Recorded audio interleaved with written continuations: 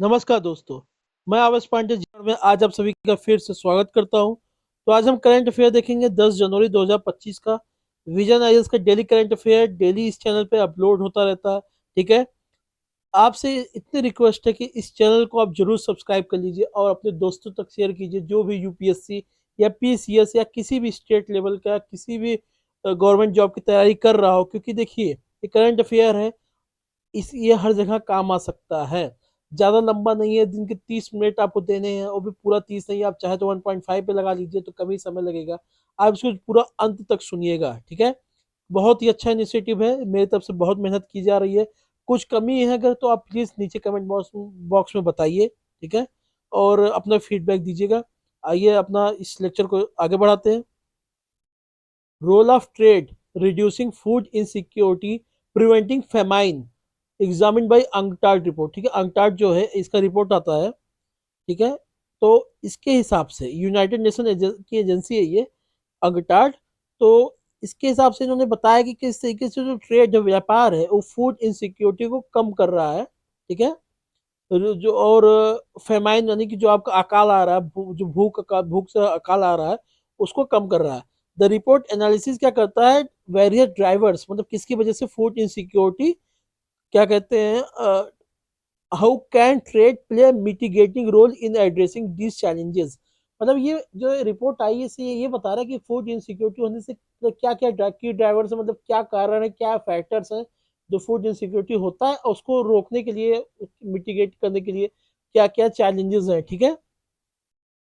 Role of trade की बात करता है, addressing food security sustainable supplies can ensure food availability. जाहिर सी बात, अगर सतत सप्लाई यानी आपका भर पोषण अच्छे से होता है और एकदम टाइमली सब मिलता रहे तो कितना बढ़िया है। एग्जाम्पल देख लीजिए, 30% of Africa cereal needs are made through import, यानी कि जो भी आप गेहूं चावल अफ्रीका खाता है, अफ्रीका महाद्वीप खाता है, वो उसका 30% लगभग बाहर से इम्पोर्ट होता है, ठीक है। स्टेबलाइजिंग प्राइस एंड मार्केट, ठीक है। अब जो मार्केट को भी आपको स्थिर रखना होता है और उसके दाम, जो सामान है उसके दाम को भी स्थिर रखना होता है। जैसे क्या, ब्लैक सी इनिशिएटिव्स। ब्लैक सी इनिशिएटिव्स क्या था, जो रसिया और यूक्रेन, ठीक है, युद्ध में थे। तो आपको पता है जो ब्लैक सी के पास यहाँ पे यूक्रेन है, और यहाँ पे जो भी बोट या फिर जो भी शिप्स दिखती थी, एक दूसरे के विदेशी शिप जान की है कि कहीं रसिया का शिप है तो यूक्रेन ना मार दे, यूक्रेन का शिप है तो रसिया ना मार दे। इसलिए यहाँ पे कोई भी, जैसे आपको पता है कि गेहूं यूक्रेन और रसिया बहुत ज्यादा एक्सपोर्ट करते हैं ये लोग, ठीक है। तो इनकी वजह से सनफ्लावर यूक्रेन बहुत ज्यादा एक्सपोर्ट करता है, तो इसकी वजह से काफी सप्लाई चेन में दिक्कत आ गई थी। तो इन्होंने क्यों ना, रसिया और यूक्रेन ने सोचा कि एक, मतलब कि टर्की द्वारा ब्रोकर किया गया, मतलब कि दलाली की गई कि आप यहाँ से जो भी ग्रेन निकलेगा ब्लैक सी इनिशिएटिव के थ्रू जो भी निकलेगा उस पर मतलब बता दिया जाएगा कि ऐसे ऐसे निकल रहा है, तो अब बमबारी वहां पे नहीं होगी, ठीक है। वही था Black Sea initiative brokered by UN and Turkey during Russia Ukraine war, facilitated food and fertiliser export, ठीक है। गेहूं फर्टिलाइजर सबकी बात हो रही थी। चैलेंजेस क्या है, हायर कॉस्ट, ठीक है, such as non-tariff measures such as sanitary standards can increase food imports cost by 20%, ठीक है। High import dependency, it exposes country to global price hikes and supply chain disruption. Rising transportation cost, पता है आपको, तेल का दाम बढ़ेगा, transportation cost बढ़ेगा, तो ये सब दिक्कतें हैं, ठीक है। रिकमेंडेशंस क्या है, short term export facilitation mechanism अपनाइए to combat severe food insecurity. इसमें आप इसका एग्जांपल भी ले सकते हैं ब्लैक सी इनिशिएटिव्स का, ठीक है। Reduce trade barriers and boost export capacities, ये तो सीधी सी बात है। इन्वेस्ट इन ट्रेड इंफ्रास्ट्रक्चर, ठीक है। व्यापारिक जो आपका इंफ्रास्ट्रक्चर है उस पर आप खर्चा कीजिए। जैसे क्या, जो पोर्ट्स हैं उसको बेहतर बनाइए, ट्रांसपोर्ट नेटवर्क को बढ़िया बनाइए, ताकि जो आपके शहर से पोर्ट तक जो भी सामान जा सके वो अच्छे से हो सके, यानी रेलवे हाईवे इन सब का डेवलपमेंट अच्छे से कीजिए। जैसे यूपी में आपको पता है एक्सप्रेस वे कितने बड़े स्तर पे बन रहे हैं। एंड स्टोरेज फैसिलिटीज, मतलब वेयर हाउसेस का भी ध्यान दीजिए to shorten supply chains and reduce vulnerabilities to global disruption, especially for low income countries, ठीक है। Support climate smart and sustainable farming in developing countries, ठीक है। ये भी जरूरी है, एग्रीकल्चर भी सस्टेनेबल हो और स्मार्ट तरीके से हो, ज़्यादा ग्लोबल जो ग्रीन हाउस एमिशन ज़्यादा ना हो। पता अगर मान लीजिए आप खेती से उगा ले रहे हो कैसे भी, लेकिन ग्रीन हाउस गैस एमिशन यानी CO2 का अगर ज़्यादा एमिशन हो रहा है, मीथेन का ज्यादा एमिशन हो रहा है। आपको पता है धान, जो धान आप बोते हैं पैडी, वो चलता जाता है एकदम, उसको वेटलैंड कहा जाता है, एकदम जीता जागता वेटलैंड होता है। न जाने बहुत अधिक मात्रा में मीथेन का उत्सर्जन होता है उस वहां पे, एमिशन होता है। तो वो भी सस्टेनेबल की बात की गई है। कुछ फैक्ट शीट देखते हैं यहाँ पे। लगभग 280 मिलियन यानी 28 करोड़ या उससे ज्यादा लोग एक्यूट हंगर फेस कर रहे थे, या फिर 73 करोड़ या उससे ज्यादा लोग क्रॉनिक हंगर फेस कर रहे थे 2023 में। विदाउट अर्जेंट एक्शन 58 करोड़ लोग लगभग could be chronically hungry by 2030। ठीक है, अगर कोई भी अर्जेंट एक्शन नहीं लिया गया तो लगभग 58 करोड़ लोग क्रॉनिकली हंगर होंगे। कब तक? दो, दो, 200 लगभग 2030 तक। ठीक है, ड्राइवर्स ऑफ ग्लोबल हंगर क्या है, किसकी वजह से हो रहा है? जैसे आर्म कॉन्फ्लिक्ट ने बता दिया आपको, ये रसिया यूक्रेन का जो कारण था, 5 मिलियन पीपल इन 20 कंट्रीज जो अफेक्ट होते हैं। क्लाइमेट चेंज, आपको पता है कि reduction in agriculture productivity by 21% since 1961। ये इंपॉर्टेंट डेटा आप सेव कर लीजिए। क्लाइमेट चेंज की वजह से एग्रीकल्चर प्रोडक्टिविटी में लगभग 61% का गिरावट आया है। Urbanisation, it is blurring lines between rural and urban areas. आपको पता है भारत की जो जनसंख्या है उसकी लगभग 17%, अर्बन जो पॉपुलेशन है उसका लगभग 17% स्लम में रहती है। कहाँ पे रहती है? स्लम में रहती है। Union ministry of housing urban affairs highlighted needs for better urban planning. बोलिए कि बेटर अर्बन प्लानिंग कारण क्या है? ऐसा मिनिस्ट्री ऑफ हाउसिंग अफेयर, इसको हम लोग कभी कभी महुआ कहते हैं, MOHUA। ठीक है, महुआ। तो महुआ ने क्यों कहा है? क्योंकि इनके हिसाब से 50% of population are expected to reside in cities by 2047। ठीक है, अभी तक कितना है? लगभग 2011 के जो जनगणना है उसके हिसाब से लगभग 31% लोग हैं। ठीक है, अब ये बढ़ के 50% हो सकता है 2047 तक। Present issues related to urban planning क्या है? इस समय अर्बन प्लानिंग से रिलेटेड इश्यूज क्या है? Outdated spatial temporal plans, lack of modern planning framework, housing issues हैं। ठीक है, जैसे क्या? Building regulation often limits urban density leading to proliferation of slums. 17.3%, यही जो बता रहा था आपका total urban population are under slums in India census 2011 के हिसाब से। इन्वायरमेंटल चैलेंजेस क्या है? Such as air pollution affects people health and productivity. ठीक है, lack of disaster resilience of city, जिसे चेन्नई फ्लड आया था कब? 2015 का। देख लीजिए स्टेप्स क्या लिए गए हैं, स्टेप्स टू बी टेकन जो लेने चाहिए। एनहेंसिंग ईज ऑफ लिविंग, ठीक है, स्किल प्रोवाइड कीजिए, नॉलेज रिक्वायर्ड फ्रॉम, नॉलेज दीजिए ताकि बेटर प्लानिंग हो सके, मैनेजमेंट सिटी का हो सके। अब होता है आज़ादी के बाद सबसे पहले प्लान सिटी कौन है भारत का? चंडीगढ़ है। ठीक है, Chandigarh.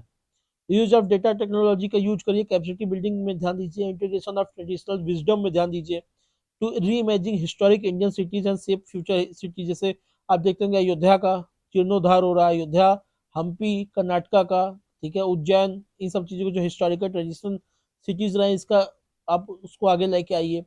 Developed cities as example of equity, equality and sustainability. ठीक है, तो किसी भी शहर को इनोवेशन और सिटीजन सेंट्रिक गवर्नेंस देने के लिए इस तरीके से आपको उसको डेवलप करना पड़ेगा जो कि इक्विटी, इक्वालिटी और सस्टेनेबिलिटी पे ध्यान दे। इनिशिएटिव्स टेकन टेकन क्या क्या लिए गए? स्मार्ट सिटी मिशन क्या 2015 में एम किया गया था। ठीक है, launch in 2015 aims to improve the quality of life in 100 cities by providing efficient services, robust infrastructure and sustainable solution। प्रधानमंत्री आवास योजना अर्बन मिशन, ठीक है, rental housing for industrial workers to be facilitated in PP mode. ठीक है, ये सब चीजें थी। Stampede crowd, stampede मतलब क्या होता है? जो भगदड़ मच जाती है। ठीक है, भगदड़ मच जाती है। Cost over crowding at Tirupati, मतलब तिरुपति आपको पता है तिरुपति बालाजी मंदिर आंध्र प्रदेश में, रिजल्टेड लॉस ऑफ लाइफ्स। ये देखिए बड़ी बात है। स्टैम्पेड क्या होता है? An impulsive mass movement of crowd, सीधी सी बात है, क्या है? An impulsive mass movement of crowd. ठीक है, that often result in injuries and death due to traumatic क्या लिखा है? एफेक्सिया। एफेक्सिया कंडीशन होती है जिसमें आप सांस लेना, आप मतलब इतने ज्यादा भीड़ हो जाती है, कभी कभी देखते हैं ऑक्सीजन की कमी पड़ जाती है। ठीक है। तो एक छोटे से इलाके में जब इतने ज्यादा लोग रहे हो जाएंगे तो जाहिर सी बात है एकदम बड़े मात्रा में लोग CO2 छोड़ना स्टार्ट करेंगे, ऑक्सीजन की कमी पड़ जाती है लोगों का, मतलब दम घुटने लगता है इतनी भीड़ में। देखिए तो इतनी भीड़ में दम घुट रहा है मेरा, तो वही कारण होता है। आपको पता है पटना में एक बार जो आप उनको देखते होंगे, एक बाबा धीरेन्द्र शास्त्री जो है, ठीक है, बागेश्वर धाम वाले, वो एक बार पटना में कर रहे थे, क्या कहते हैं, अपना प्रवचन कर रहे थे, तो इतनी ज्यादा भीड़ आ चुकी थी, लगभग 3 से 4 लाख की भीड़ का भी कम जगह में आ गई थी कि वहां पे सांस लेने में दिक्कत हो रही थी लोगों को। तो उन्होंने समझाया कि आप लोग कल से नहीं आइएगा, काफी कम कर दीजिए प्लीज, आप लोग ना आइए। उन्होंने हाथ गोड़ जोड़ा जो भी किया, तो बाद में लोगों को भीड़ कम हुई, नहीं तो वहां पे भी स्टैम्पेड हो सकता था। ठीक है। देखिए एक रिपोर्ट किया गया है, रिलीजियस गैदरिंग जो है उसकी वजह से भारत में 79% यानी 79% जो भारत का जो भगदड़ होता है यानी स्टेपिड होता है, ठीक है, कब से 1954 से 2012 तक के बीच में। अभी जो हाथरस में हुआ था वो भी एक एग्जांपल है। रिसेंट एग्जांपल इंक्लूड 2024 इस हाथरस एंड कालका जी टेम्पल। हाथरस के लिए बाद में एक जस्टिस का कमेटी बना दिया गया था, जस्टिस ब्रिजेश श्रीवास्तव कमेटी बना दी गई थी कि अब ब्रिजेश श्रीवास्तव, ब्रिजेश नाम था, श्रीवास्तव तो शर्मा, तो एक बार देख लीजिएगा, जहाँ तक ब्रिजेश श्रीवास्तव कमेटी थी, जिसके बाद में देखा कि हाथरस में वहां पे स्टैम्पेड यानी भगदड़ का क्या कारण है। ठीक है। Crowd management highlights national disaster management authority यानी NDM में गाइडलाइन को आपको फॉलो करना बहुत जरूरी है, जो क्राउड मैनेजमेंट को लेकर है। ठीक है। ये दे रखा है crowd management strategies and arrangement, risk assessment, ठीक है, information management, safety and security, CCTV के लिए ध्यान दीजिए, मेडिकल सर्विस वहाँ सही होनी चाहिए, ट्रैफिक मैनेजमेंट सही होना चाहिए। बेस्ट प्रैक्टिसेस क्या है क्राउड मैनेजमेंट के, जैसे जापान सिंगापुर में leverage advance technique such as AI powered crowd monitoring system है, रियल टाइम डेटा एनालिसिस है, मोबाइल एप्लीकेशन। सऊदी अरेबिया में जैसे हज पिलग्रिमेज मैनेजमेंट जैसे होता, Saudi Arabia uses combination of crowd flow modelling, ठीक है, designated time slots for rituals, time देते हैं इतने इतने आप बताते हैं क्योंकि जो भी क्राउड जाए, भीड़ जाए, आप पहले जाइए आप बाद में जाइए, इस तरीके से मैनेजमेंट है। तो आप इन सब का एग्जांपल ले सकते हैं, ग्लोबल प्रैक्टिसेस क्या है। देखिए crowd disaster triggers of stampede, stampede trigger होने के क्या कारण हो सकते हैं। एक स्ट्रक्चर इश्यूज हो सकता है, जैसे कोलैप्स ऑफ बैरिकेड्स, ठीक है, स्लिपरी डिफिकल्ट टेरेन। आपको पता है जो कुंभ 2012-13 वाला जो यूपी में इलाहाबाद में लगा था, जो अर्ध कुंभ था, ठीक है, जो कुंभ था, अर्ध कुंभ नहीं, जो कुंभ था वो लगा था, उसमें प्रयाग जंक्शन, प्रयाग स्टेशन है उसका जो पुल टूट गया था, तो उससे भी भगदड़ मच गई थी। फायर कोड का वायलेशन होता है, जैसे क्या एग्जाम्पल ले लीजिए, उपहार सिनेमा जो जंगल लगा था 1997 का, इसमें ना जाने कितने लोग मर गए थे इस उपहार सिनेमा में। मैनेजमेंट इश्यूज क्या है, over crowding, under deployment, personal regulate crowds. Governance issue क्या है, coordination gap between district management magistrate and fire services. Human psychology को भी ध्यान दिया जाता है। Home ministry chair the review meeting of BPRD। BPRD क्या है, bureau of police research and development. ये कब बना था, 1970 में बना था, पुलिस को एडवांसमेंट के लिए। ठीक है। एक रिव्यू मीटिंग लिया गया BPRD के काम करने का। देखिए पुलिस क्या है, एक स्टेट सब्जेक्ट में आती है। सेंटर असिस्टेंट टू स्टेट कैसे होता है, जैसे सेंट्रल पुलिस फोर्सेस भी जो, जैसे आप CAPF CRPF में देखते हैं, वो भी सेंट्रल पुलिस होती है, स्टेट पुलिस को मदद करती है इंटरनल सिक्योरिटी चैलेंजेस में लड़ने के लिए। फंक्शन ऑफ पुलिस क्या है, पुलिस पुलिस का काम ये है कि enforce laws and investigation crimes, maintain law and order, provide security and ensure public safety. Accountability of police ये सब भी देखा जाता है। Needs need for state police reform, क्या नीड क्यों है, अकाउंटेबिलिटी इश्यूज है, इंफ्रास्ट्रक्चर शॉर्टेज है, इन्वेस्टिगेशन स्ट्रगल्स है, पब्लिक रिलेशन प्रॉब्लम्स है, इमर्जिंग चैलेंजेस ये सब जो नए नए आ रहे हैं। New threat like digital fraud हो रहा है, आपको पता है डिजिटल अरेस्ट आजकल एक टर्म चला है, ठीक है, डिजिटल अरेस्ट होते हैं। तो आप इस डिजिटल अरेस्ट क्या है आपको मैं बताऊंगा नहीं, खैर खैर ज्यादा से ज्यादा लोग इसको जान रहे होंगे, आप गूगल करके देख लीजिएगा। Modernisation of state police force यानी MFPM स्कीम आया था, इनिशिएटिव्स क्या लिए गए हैं। 5 ईयर प्रोग्राम 2021 से 26 तक चला गया था। 15 सब स्कीम्स इसमें शामिल थे to improve police infrastructure. Smart policing introduce by smart policing, PM Modi ने 2014 में इंट्रोड्यूस किया था, focusing on making police smart. Smart मतलब क्या है, स्ट्रिक्ट पुलिस, स्ट्रिक्ट सेंसिटिव हो, मॉडर्न हो, मॉडर्न एंड मोबाइल हो, अलर्ट एंड अकाउंटेबल हो, रिलायबल एंड रिस्पॉन्सिबल हो, टेक सेवी एंड ट्रेंड हो, ठीक है, स्मार्ट। एस से क्या, स्ट्रिक्ट एंड सेंसिटिव, एम से मॉडर्न एंड मोबाइल, ए से अलर्ट एंड अकाउंटेबल, आर से रिलायबल एंड रिस्पॉन्सिबल, और टी से टेक सेवी ऑन ट्रेंड हो, ठीक है। वुमेन का रिप्रेजेंटेशन देख लिए। एमएचए यानी ministry of home affair advise state to set up all women police station in each district and increase women personnel to 33%. Strengthening the state police can be further achieved through community policing, implementing the Supreme Court direction। Prakash Singh, देखिए प्रकाश सिंह का case बहुत famous है। आप Prakash Singh case 2006 को आप जरूर लिखिएगा, कभी मेंस में लिखने को आएगा, और जिसके 7 पॉइंट्स है उसको भी आप नोट कर लीजिए, ठीक है। Government makes 10,000 genome database available to researcher across the globe, ठीक है। जीनोम, जीनोम क्या होता है? जीनोम जो एक जो सेट ऑफ डीएनए होता है, ठीक है, सेट ऑफ डीएनए जो होता है उसी का डेटाबेस है, कंप्लीट सेट ऑफ डीएनए का डेटाबेस, उसको जीनोम कहते हैं। और लगभग 10,000 जीनोम डेटाबेस, 10,000 प्रजातियों का जीनोम डेटाबेस अवेलेबल कराया गया अलग अलग लोगों का, ठीक है, लोगों को रिसर्च के लिए। The database created under genome India project will be made available to researcher as digital public good, ठीक है। कैसे? Indian biological data centre portal पे आपको मिलेगा। Framework for exchange of data protocol यानी FeED launched under biotech PRIDE guidelines. FeED ensure ethical, transparent, responsible sharing of high quality genomic data, okay. Significance of future outlook initiatives देख लीजिए। Revolutionising personalised health care by enabling treatments tailored to India's demographics, ensuring low-cost diagnostics and precise genetic studies. Growth of bioeconomy. India's bioeconomy grew from $10 billion, मतलब bioeconomy Bharat का जो था $10 billion था 2014 में, जो कि अब कितना है, $130 बिलियन तक है। विद टारगेट, जो टारगेट कितना है इसका, $300 बिलियन 2030 तक का, इसका $300 बिलियन का टारगेट है। इंडिया नाउ रैंक्स 12th, 12वें नंबर पर भारत की रैंक है globally biotech, and third in the Asia Pacific region, ठीक है। Ministry of commerce and ministry of commerce and industry launched 8वां एडिशन है किसका? National programme for organic production यानी एनपीओपी का, ठीक है। 8वां edition NPOP is aimed at promoting ease of operation and enhancing transparency for stakeholders including farmers। NPOP strengthens India's organic certification system, ठीक है। एनपीओपी मीन क्या है? देखिए, एनपीओपी जो भी आप गेहूं चावल ले जाते हो ना, मान लीजिए आपने अपने खेत में सॉरी, आपने अपने खेत में वो उगाया, क्या कहते हैं, चावल उगाया, ठीक है। अब वो ऑर्गेनिकली बना चावल नहीं बना, एनपीओपी उसको सर्टिफाइड करेगा।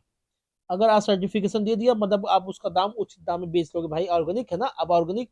अब आप कैसे किसी को, जैसे आप कोई सामान लेते हो जाके, आप खुद लीजिए मार्केट में, अब कोई कह दिया भैया एकदम ऑर्गेनिकली उगाया गया ये गेहूं, कैसे पता करोगे आप? वो तो कुछ भी बता देगा, वो तो बढ़िया बढ़िया बोल ही देगा।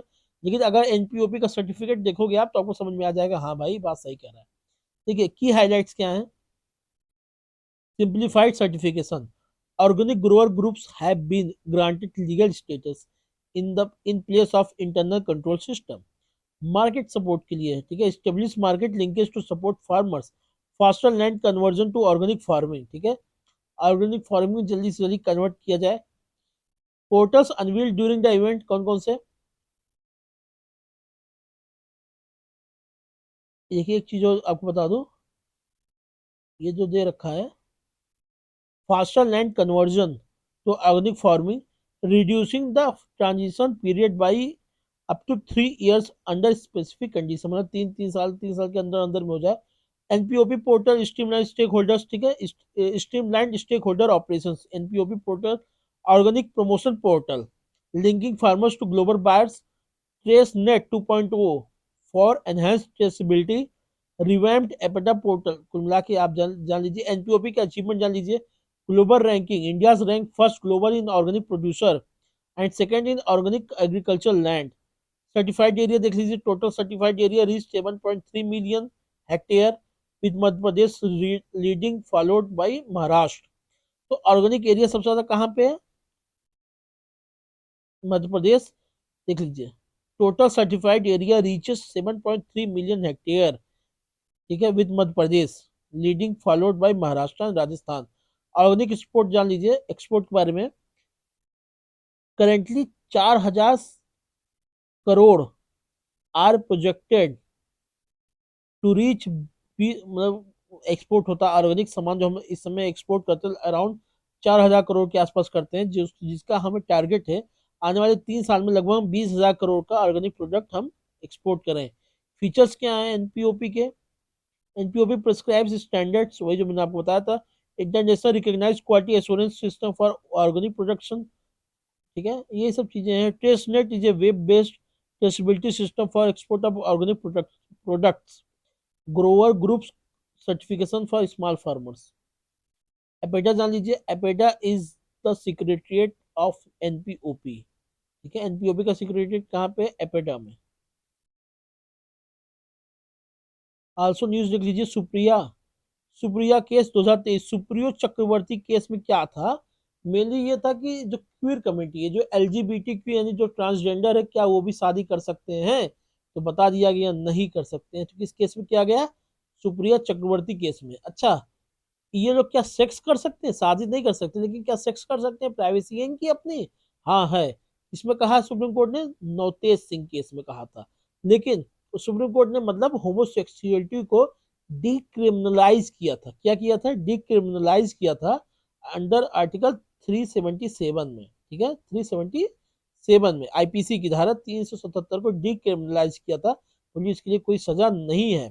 Court declined to recognise queer marriages. देखिए एक मेन क्या है, एक अभी पीआईएल रिव्यू पिटीशन डाला गया था सुप्रिया चक्रवर्ती केस को लेकर, और सुप्रीम कोर्ट ने उसको रिजेक्ट कर दिया है, ठीक है। बोला कि सुप्रीम कोर्ट ने directed centre to form a committee बनाई है to examine queer rights without recognise marriage, ठीक है, क्यूर के क्या क्या अधिकार हो सकते हैं लेकिन उससे मैरिज को रिकॉग्नाइज ना करते हुए। Centre has formed a committee led by cabinet secretary in compliance with this direction. किसान पहचान पत्र ही क्या है? देखिए इसको बनाने से ही आपको पीएम किसान का फायदा मिल सकेगा, मेनली बस सब समझ गए। जैसे फार्मर आईडी, इसको फार्मर आईडी, आप किसान को कैसे पता चलेगा? आपकी एक आईडी बनेगी, उसको कहते हैं किसान पहचान पत्र बनेगा, जो आधार से एनेबल्ड होगा, ठीक है, आधार से लिंक्ड होगा वो, ठीक है, आपको वेरीफाई करेगा कि आप किसान है, आपके पास इतनी जमीन है। तो ये सब आपका हो जाएगा तो आपसे ये पता चलेगा कि आपको पीएम किसान का फायदा हो सकेगा, मतलब जो आपको 6,000 रुपया साल का मिलता है, ठीक। ई वे बिल्स क्या है? देखिए ई वे बिल्स क्या होता है, जब मान लीजिए कोई ट्रक आप स्टेट वाइज जो आप एक्सपोर्ट करते हो, अगर 50,000 से ज्यादा की वैल्यूएशन का सामान आप ले घूम रहे हैं, तो आपको ई वे बिल जनरेट करना होगा, ताकि जो आप देखते हो टोल नाके पे ये सब आपका एक पास होता है, ठीक है, पास के तरीके से काम करेगा कि आप एक स्टेट से दूसरे स्टेट में जा रहे हो, यानी कस्टम वाले या इनकम टैक्स वाले, जीएसटी वाले आपको रोकेंगे, तो आप यही ई वे बिल्स दिखा दीजिएगा। तो ये क्या है? E way bills in December was at second highest level in 2 years, signalling supply chain recovery. अच्छा, जितना ज्यादा ई वे बिल जनरेट होगा, इसका मतलब उतना ज्यादा ही आपका ट्रेड, आपका सप्लाई चेन मामला बढ़िया हो रहा है। ई वे बिल के बारे में मैंने बता दिया। ये क्या है? बिल्स, इलेक्ट्रॉनिक बिल्स होते हैं, are required to transporting goods valued over 50,000 within and across the state, ठीक है। They serve as an early indicator of economic activity by tracking goods movement. It is generated from GST count portal, ठीक है।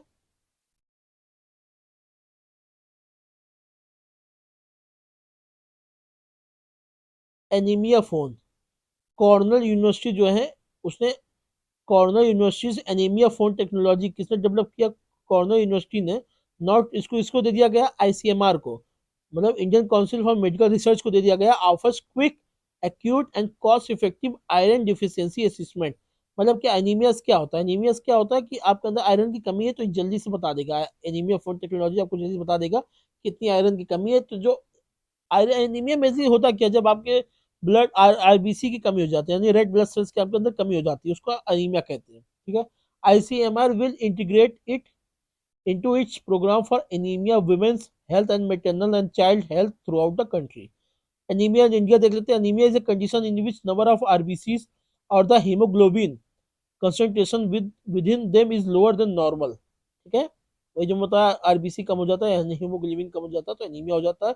It affects 59% of adolescents girls, 57% of women and 67% of children, ठीक है, in India. किसके द्वारा पता चलता है? National family health survey, मानी मतलब एनीमिया की मेन कमी किस में देखी जाती है? महिलाओं में, ठीक है, स्त्रियों में देखी जाती है। एनीमिया मुक्त भारत स्ट्रेटेजी मतलब क्या लाया गया था? 6 गुणे 6 ये 666 स्ट्रेटेजी क्या है? इसका मतलब ये क्या है? 6 टारगेट बेनिफिशरीज के हिसाब मतलब 6 ऐसे टारगेट बेनिफिशरी ग्रुप्स होंगे जो कि 6 प्रकार के इंटरवेंशन द्वारा 6 इंस्टीट्यूशनल मैकेनिज्म के द्वारा रिड्यूस किया जाएगा anaemia in the life cycle approach, ठीक है। कुल मिला के आप जान लीजिए 6 गुणे 6 अप्रोच किसके किससे जुड़ा हुआ है? तो अनीमिया से जुड़ा हुआ, अनीमिया मुक्त करने से जुड़ा हुआ, ठीक है। ध्रुव एडवांस लाइट हेलीकॉप्टर, ध्रुव क्या है? एक हेलीकॉप्टर है, लाइट हेलीकॉप्टर, बस इतना जान लीजिए। एचएएल जो है हैज स्टेटेड दैट जो ध्रुव हेलीकॉप्टर जो है flying safety records are better in comparison to global standard. मतलब एचएएल का जो फ्लाइंग सेफ्टी रिकॉर्ड है दुनिया के जितने बड़े बड़े फ्लाइंग जो लाइट हेलीकॉप्टर है, ठीक है, उससे बेहतर इसका रिकॉर्ड रहा है, ठीक है। ये स्वदेशी है। यूटिलिटी एयरक्राफ्ट बाई एचएएल द्वारा विद ट्विन इंजन, इसके 2 इंजन, ध्रुव में कितने लगे हैं? 2 इंजन लगे हैं। डी से ध्रुव, डी से 2, याद रख लीजिएगा, double. It has multi role multi mission dimension to it. It can be use for the military as well as civil operation, civil operation के लिए भी यूज किया जा सकता है। यूटिलिटी एक है मेरी टाइम रोल, दोनों का रोल इसमें इसके द्वारा किया जाता है। गल्फ ऑफ मैक्सिको, आपको पता है डोनाल्ड ट्रम्प ने बोला है कि भाई गल्फ ऑफ मैक्सिको का नाम बदलो, इसका गल्फ ऑफ अमेरिका करो, ठीक है, बस इसीलिए न्यूज में है। बाउंड्री देख लीजिए, यूएस मैक्सिको बस ये सबसे मिलता जुलता है। Connect Atlantic ocean through state of Florida and the Caribbean sea by the Yucatan channel, ठीक है, Yucatan channel, Yucatan channel sea via the Yucatan state of Florida and Caribbean को जोड़ता है। इसमें मैप नहीं दे रखा है इन्होंने, नहीं मैं उसको आपको दिखा देता। ड्रेनिंग रिवर्स यानी मिसिसिपी रिवर ऐसे आती है ना, ऐसे ऐसे अमेरिका में बहती है, जाके सीधा गिर जाती है, यानी नॉर्थ से साउथ की तरफ बहती है। रियो ग्रांडे ये भी बहती है, ठीक है। Control and ownership shared by US Mexico and Cuba, ये 3 देश मिलकर इसको कंट्रोल करते हैं। प्लेसेस इन न्यूज देख लेते हैं आखिरी अपना है। चार्ट, चार्ट की राजधानी क्या है? एन जमाने, इसको हम लोग एन जमेना कहते हैं हम लोग, मतलब अब इसका क्या प्रोनाउंसिएशन आप देख लीजिएगा, इसकी राजधानी यही है। रिसेंट में क्या हुआ कि जो चैडियन जो चार्ट का जो प्रेसिडेंशियल कॉम्प्लेक्स यानी जो राष्ट्रपति भवन है वहां पे कुछ लड़ाई मार काट हुआ था, जिसकी वजह से काफी लोग मर गए, ठीक है। फिजिकल फीचर्स देख लेते हैं। It is land lock country है नॉर्थ सेंट्रल अफ्रीका में। इसको डेड हार्ट ऑफ अफ्रीका भी कहा जाता है due to its central location and arid climate की वजह से। लैंड बाउंड्रीज आप देख लीजिए, लीबिया ऊपर है, सूडान नीचे है, सॉरी पूरब में है, सेंट्रल अफ्रीका जो है साउथ में है, सेंट्रल अफ्रीका रिपब्लिकन जो है, कैमरून इसके साउथ वेस्ट में है, नाइजीरिया साउथ वेस्ट में है, दोनों नाइजीरिया कैमरून दोनों साउथ वेस्ट में है, और नाइजर इसके वेस्ट में, ठीक है। जो जोग्राफी फीचर मैंने आपको बता दिया, ठीक है। यहाँ पे कौन सी मेन नदियाँ बहती है? चारी रिवर, लोंगोन रिवर, उसकी जो सहायक नदियाँ हैं। मिनरल ऑयल्स में आपको पता, oil, gold, uranium and neutron, इन सब का मेन है। तो आपका आज का लेक्चर खत्म होता है। आपको लेक्चर कैसा लगा प्लीज नीचे कमेंट बॉक्स में जरूर बताइए, और इस चैनल को सब्सक्राइब करना ना भूलिएगा। आपका बहुत बहुत धन्यवाद। आपका दिन शुभ हो, मंगलमय हो। जय हिंद, जय भारत।